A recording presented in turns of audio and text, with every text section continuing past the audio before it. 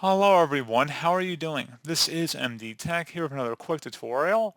In today's tutorial, I'm going to show you guys how to insert an image into the body of an email on your Gmail client. So this should hopefully be a pretty straightforward process here, guys. And without further ado, let's go ahead and jump right into it. So all you have to do is open up your email or whatever email you're currently working on. And if you want to insert an image directly into the body of the email, click the little photo icon that says insert photo when you hover over it. And then you can go ahead and actually upload it directly from your computer by selecting the upload button. If you had other photos already on Gmail, you could select the photos button and directly attach it from there. Otherwise, you can select upload and then underneath insert images, make sure inline is selected. Otherwise, if you wanted to have it as an attachment, you could select that option too. But it says drag photos here, or if you prefer, you can just go ahead and choose photos to upload. As long as it's a standard image file format, like a JPEG or PNG file format, should be fine.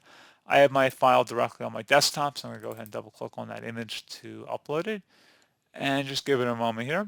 And there you go, guys. Pretty straightforward process on that. You can see it's directly in the body of my email at this point.